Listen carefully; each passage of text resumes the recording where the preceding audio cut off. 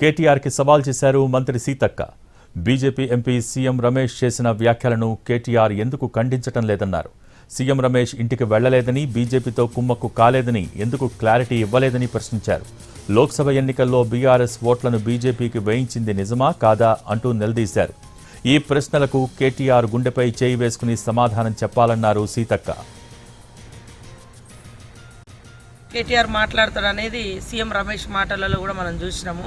మరి ఆయన మాట్లాడిన దానికి సీసీ ఫుటేజీలతో సహా బయట పెడతా అన్నాడు. దానికి సిద్ధంగా మేము ఏ పార్టీతో ఒప్పందం లేదని, మీరు ఒప్పందం అయింది కాబట్టి ఎంపీ ఎలక్షన్లలో మీరు ఎంత డిపాజిట్లు కూడా మీకు రాలేదు. మీరు అన్నారు కదా మమ్మల్ని జనరల్ ఎలక్షన్లలో, ఎమ్మెల్యే ఎలక్షన్లలో మీకు మాకు 0.5%, 1% తేడా మాకు ఇంత ఉంది అంత ఉందని. మరి ఎంపీ ఎలక్షన్లలో ఎందుకు మీ సత్తా, మీ ఎమ్మెల్యే ఎలక్షన్లో పడ్డ ఓటు శాతాన్ని ఎందుకు నిరూపించుకోలేకపోయారు? అంటే బీజేపీతో కుమ్ముక్కైనరు అనేది ఆ రోజు ఎంపీ ఎలక్షన్లప్పుడే తెలిసిపోయింది. సాక్షాత్తు బీజేపీ ఎంపీ ఈరోజు రాజ్యసభ సభ్యుడు కూడా మాట్లాడితే మరి అదే సవాలు, అదే తొడగొట్టుడు, అదే మీసాలు ఇప్పుడు ఏదో చేస్తాడు కేటీఆర్. అదెందుకు మరి నేను రాలేదయ్యా నీ ఇంటికి, నేను బీజేపీ వాళ్ళతో కలుస్తాను అనలేదని ఎందుకు సవాలు విసరలేకపోతున్నాడు? ఎంత అబద్ధాలు!